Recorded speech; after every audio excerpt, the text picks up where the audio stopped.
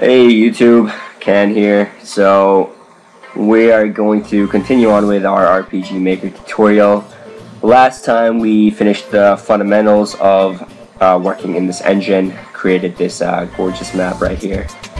And today we're going to go into more of the specifics. So namely, coding events. Before you begin to code anything, there are two fundamental things you want to know fairly well, and there's also another thing that we're going to cover today, which is the timer operation. The previous two I mentioned are the switch operations and the variable operations, so we're going to cover those as well. So with that being said, I'm just going to jump right into it. You guys should know how to access all of these menus by now. So we'll start with switch and then work our way down to the variable and timer operations. So as far as the switch goes, you can use it for a number of different things. You can use it as a continuation or a stopping point. I think the best way to really explain a switch is to just do it by example. So what I'm going to do is, okay, I'm going to create a message first. We'll have let's say timer set to 1 minute and 25 seconds. I'm just kind of making this up as I go, but we're going to incorporate all of these three key tools together. So we have a message timer set to 1 minute and 25 seconds. That will come up as soon as the map starts, so we'll set that as a parallel process. And then we're going to have a switch operation right after that. We're going to do a single switch, and I'll go to 10 just to give me some breathing room, and we're going to name this timer event start. Now, when you come to the switches window, you can change the array size to 5,000, I believe, which is the standard for not only the switches but variables, and also in the database. And when you change the array size, you would end up with 5,000 entries. Each of these entries, so 0001 to 0020, are independent of each other, and you can name them whatever you want. So if you don't want timer event start, you want to give it your own unique name, unique identifier, you can do that. Once I double click this, it's going to give me a couple of operations that I can kind of tweak. So right now it's set to turn on, which means that as soon as this command is registered, switch 10, the one we named timer event start, is going to be set to on. You can also do turn off, and then you can also do on and off toggle. So that means that it would initially be set to off, and if it's on and off toggle, it's going to be set to on. And then if you copy and paste this and have on and off toggle selected, it would be set to off afterwards. So it would go message, turn timer events start on, and then turn timer event start off. So that's pretty useless. We just want to turn it on for now, and we're going to hit apply. Going to go to a new page, and under preconditions here, we're going to hit switch, and we're going to select timer event start. So what's going to happen is, as soon as you start this map, it's going to run this event in the background because it's set to parallel process. A message is going to display, switch is going to start, and as soon as this switch is turned on, the engine will go through all of the events in this map, or all of the entries in your database. So common events in your database right here, and if it sees a switch 10 timer event start, if it sees that let's say this event command oh, I don't know, flash screen, let's do that, and okay, and yeah. So as soon as this event runs, it's going to turn that switch on, and anything that has a precondition using a switch, or anything in the database that has a trigger switch set to 10, it's going to run whatever is in that. So in this case, if I play the game, you can see the timer set to 1 minute and 25 seconds comes up, and then as soon as I hit enter, you're going to see the screen flashing repeatedly at a 0.5 second interval. So we're just going to get rid of that in the database. We don't want it. Apply. Okay, that was just to give you guys an example. And the reason that this message doesn't keep popping up every time you press enter is because we have this page 2 precondition is, you know, you get the idea. I hate to sound redundant. I know I do this a lot. I'm sorry. I just have to kind of drill it into people because I'm not sure how, you know, aware they are in terms of this engine or, you know, whatnot. So I do apologize for those who are just rolling their eyes, asking me to get on with it, which I will do now. So page 2 is going to start. It's also set to parallel process, but there's nothing in the events command, which means nothing's going to happen. So let's change that. What we're going to do is create another message, and then you have until the timer ends to open the chest. Okay, so it's kind of a mini game we're creating with the RPG Maker 2003 engine. As far as the message window goes, if you go too far to the right, it's not going to show up, so you kind of have to you know, eye it. I'm used to this by now, so I can kind of guesstimate, but I think right there looks good, so I'm just gonna press enter and move the rest of this text down one space. So we have our message. You have until the timer ends to open the chest. Now what we need to do is we need to create a timer. So I'm gonna go to timer operations, timer under select timer. You have timer 1 and timer 2. Timer 1 is basically it shows up on your screen on the left hand side. Timer 2 shows up on your screen on the right hand side. We'll choose left hand, or timer 1. Operation, so we can set the timer, we can start the timer, and we can stop the timer. If we set the timer, we're given this, you know, amount of time, these options here. We're going to set it to 1 minute 25 seconds, which is ample time. Or you can get your timer from a variable right here. Well, we're not going to do that right now. So before you start a timer, you need to set the timer. Otherwise, it's just going to be 0, 0, 0 the entire time. Nothing's going to happen. Okay, so we've set the timer now. I'm just going to copy and paste that, and then I'm going to go and hit start. Okay, now I have these options right here. I can display the timer on the screen, which we want. We want the timer to be visible unless you want it to be hidden for whatever reason. And then we can also hit this to display the timer during battles. Since we don't have any battles right now, I'm just gonna, you know, deselect that, hit OK, apply, and then we are going to create another switch. So if I hit switch and create a new one called timer start, so this is going to be our entry 11. I'm going to hit OK there. It's going to be set to on. We're going to hit OK there. Okay. Then we're going to create a new page. You know, this should start to become familiar now. Preconditions timer start. So after this event runs, the message comes, the timer is set, the timer starts, and the timer start switches on. This page is going to activate. So everything the previous 2 pages are not going to occur anymore unless we turn timer start off, and we turn, if we turn timer start off, everything on page 2 is going to happen again. So basically it would run through this, and then timer start would, you know, turn on again.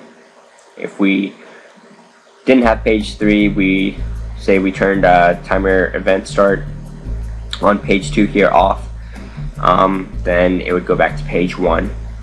Okay, I hope that makes sense. So we're gonna hit OK. For now, I'm going to save it, and let's just see what we have so far. So message comes up, timer set to 1 minute and 25 seconds. You have until the timer ends to open the chest, and the timer should display. It's counting down, and that's basically what happens. Okay, so let's go back here, and yeah, let's see. Now we want to create another event on this map, or the treasure chest. We'll just place it here for now. So this event, you can name it treasure chest. And I haven't mentioned this before, but it's a really good idea to name your events, because if you have like 100 different events and you have no idea what you're looking for, you can actually go here on your toolbar to the event search, and then you can actually go to either a variable you're looking for, a switch you're looking for. So if I was looking for a switch that uses, or an event that uses timer event start, that switch, then I could hit search, and it would show me event name is event 0038 on page 1. So that's the event we created right here, event 0038. Or I could go event name is treasure chest, and if I go search, you can see it right here. It gives you the location of that event. It's set to 1 on the x-axis and 10 on the y-axis. So 1 on the x-axis is right here, and I'm going to assume 10 is right here. If you count down, it's going to be 10 right here. So that's that event, treasure chest. So it's a good idea to name your events. Last time we made the panorama, we just created all of the effects for the panorama, but I didn't name any of these events. That was my bad. I should have told you guys, giving you some advice, a heads up, that it's a good idea to name your events. Okay, so this is going to be our treasure chest. We're going to switch the graphics to RTP. Conveniently, we have 2 treasure chests. I'm going to use the more fancy red one, and so let's see. There are a couple ways to get about what I'm going to show you next.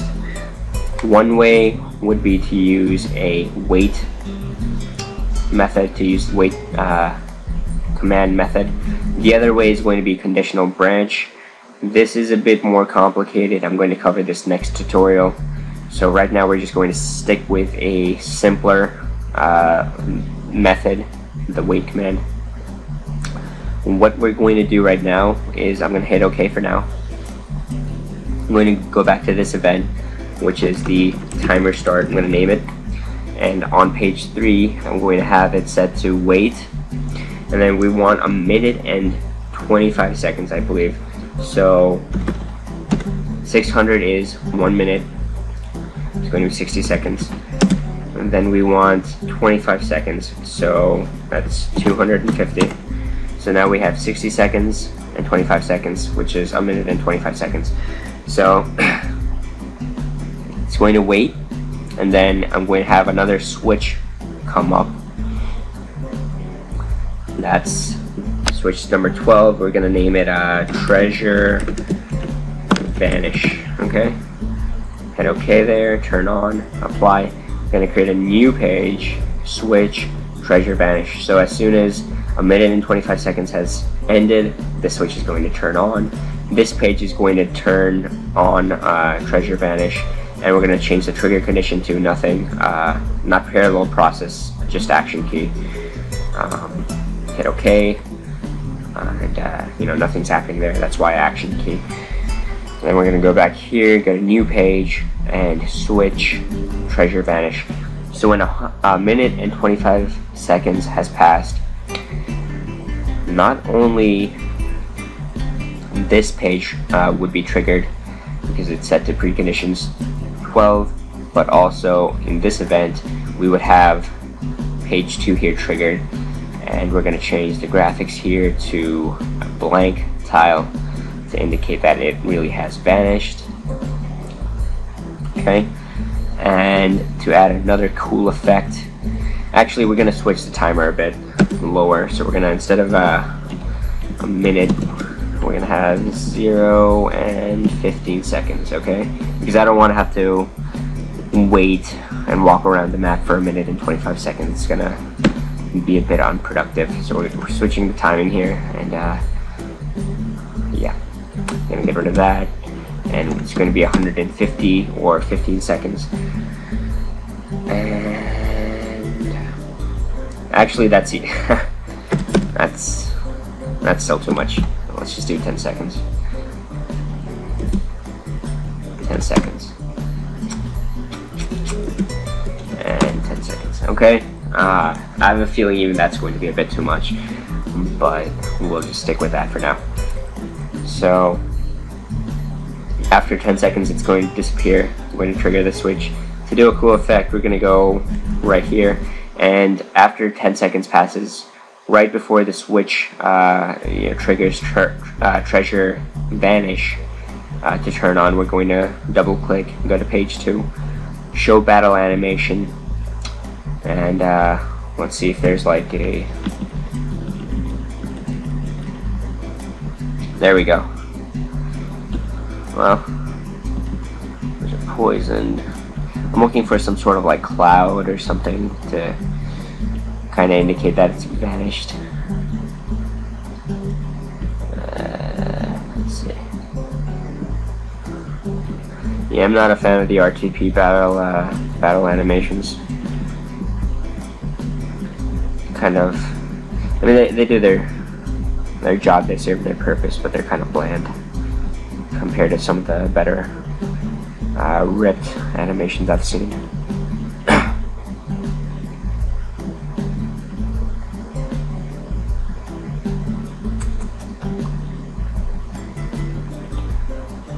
Alright, if I don't find something in the next like 10 seconds, I'm just going to choose whatever I land on. You know what, whatever, we'll just stick with this one. So instead of the target being hero, we're going to switch it to the target being the treasure chest. Okay? And if you halt the other processes, then this battle animation will run through before any other event commands run. So it's up to you what you want to do. I'm just going to stick with it. Actually no, because if we do a wait or a halt to other processes, it's going to run through this battle animation and then the switch will turn on, which will affect the animation a bit. If we instead turn this off, check this off, it's going to run through this, and then immediately the treasure chest is going to disappear because the switch is turned on. So what I'm going to do is I'm going to give this animation some time to run. So I'm going to click here, go to wait, and then go to like 1.1 seconds, and then after 0.1 seconds the treasure chest will disappear because this switch will be turned on. So now if we play, you're gonna see timer starts in 0 minutes, 10 minutes and 10 seconds. You have until the timer ends to open the chest. Okay, so if we wait 6, 5, 4, 3, 2, 1. There you go. Treasure chest disappears. Now you want to have a sort of something to counteract that, you know, if you do activate this treasure chest.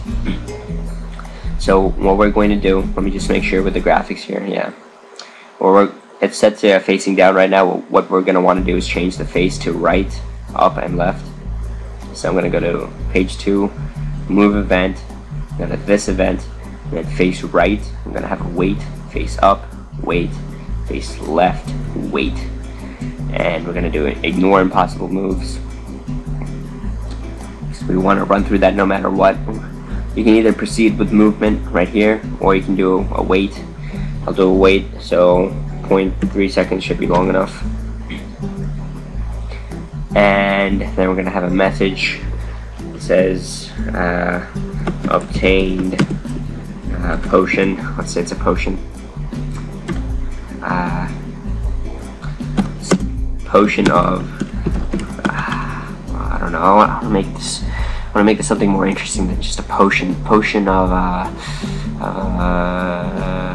eternal youth. I don't know. Okay, potion of eternal youth. It sounds. I feel really geeky naming it that. I don't know about you guys, but play sound effect. There's a sound effect called item, so I'm just gonna hit I on my keyboard, and right here. That sounds good enough to me. And then what we're going to want to do is create a switch.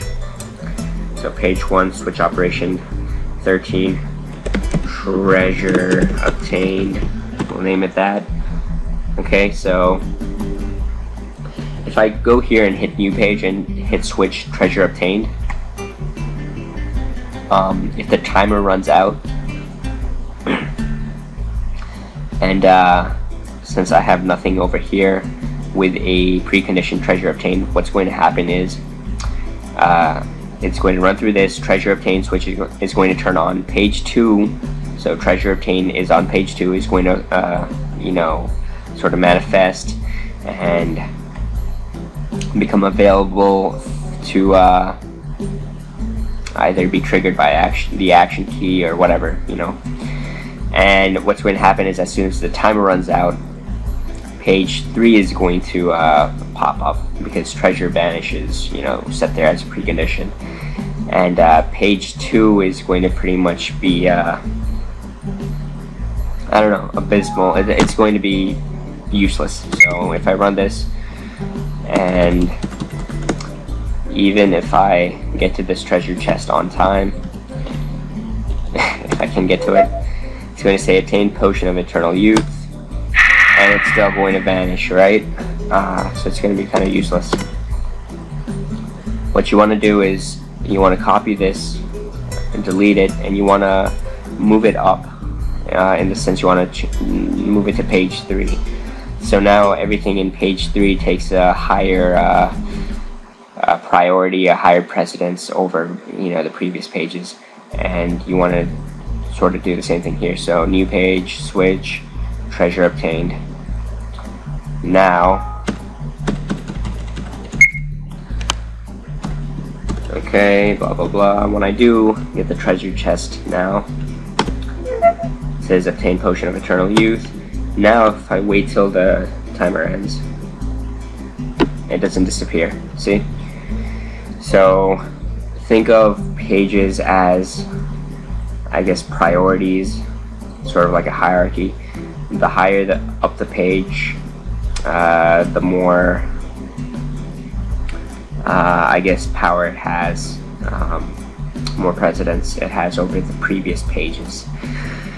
And that's essentially how you would use a switch and timer. Variables are very similar. We could just as easily create this entire little mini game using variables. So if I go back to this event timer start, instead of using a switch here, I'm going to delete that, and I'm going to set it to a variable operation. Let's go to 21 here, and we're going to name this variable timer start, and we're going to set it to 1. Okay, so set equal. You can either subtract, divide, add, multiply, or mod. So these are all the operations. We just want to set it equal to, and then you can choose from operands. You can either set it to a number, you can set it to equal to another variable, you can set it to a value stored in a variable, you can set it to a random number between 0 and whatever you want, or negative and whatever you want. You can set this variable timer start, so set equal to, you can set it to an item, and then from, say you select antidote, you can set it to either the number held or the number equipped, and this all has to do with your database. The hero So our hero is Cloud Ninja, his level. These are all database related, item and hero. Sprite, it's, you know, similar to when we created our panorama. You have your map ID, which is the position on the map. You have your X coordinate, which is just the tiles as far as the X axis. Y coordinate, which is the tiles as far as the Y facing. So if the hero is facing left, if the hero is facing up, right, or down. And then screen relative to X and Y have to do with pictures. So we covered that in our last tutorial. Refer to the previous tutorial if you want to get a better sense of that. And then we have other, so things like money, timer 1, timer 2. So this is how you would affect, say, I don't know, you want this variable set to whatever time you have on timer 1, or you can set it to size of party, or, you know, number of saves. It's all self-explanatory, I think. What we're going to do here is set it equal to number 1, okay? And then on page 2, instead of preconditions being switched, we're going to switch to variable. Timer start equal to 1. We want it to be equal to 1. And then we're going to do the same thing. So instead of creating multiple switches, I can just use the same variable here. And instead of setting it equal to 1, I'm going to set it equal to 2 this time. Go to page 3. Instead of switch, variable timer start is equal to 2. And then do the same thing again here.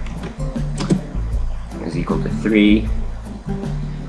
And start is equal to 3. And then here we're going to have timer start is equal to 4.